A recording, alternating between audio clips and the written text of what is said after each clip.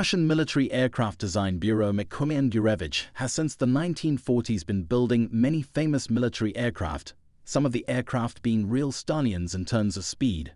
Two of these are the MiG-25 and the MiG-31, which has both been capable of speeds of over Mach 3.2 and 2.83 respectively.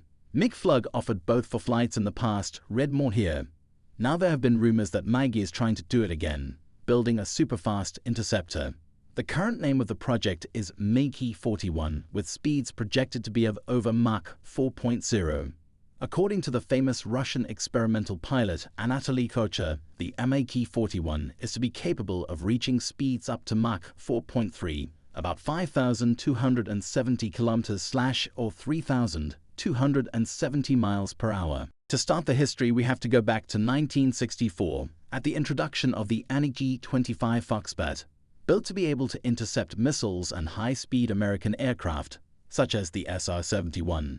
It had a speed which was almost as high as the Blackbirds and a service ceiling of 20,700 meters. A big advantage it had over the SR-71 was that it was not only a surveillance aircraft, but it also carried 4 air-to-air missiles as well, which made it a deadly weapon. Unlike the Blackbird, which was only built in a few copies, the success of the MiG-25 made it having over 1,100 units built. To say the least, this was a success, and only 17 years later the next step in the MiG series had its introduction. The MiG-31, NATO reporting name Foxhound, was its name.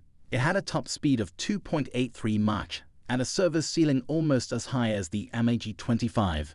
It was built to intercept and take out targets at any altitude within its service ceiling, and it is effective at any weather condition, day or night. It is also built to be effective against passive and active electronic countermeasures and against heat flares. The big improvement over its predecessor is its weapons arsenal. The MiG-31 can be equipped with a very big arsenal of weapons and guns, which are listed below.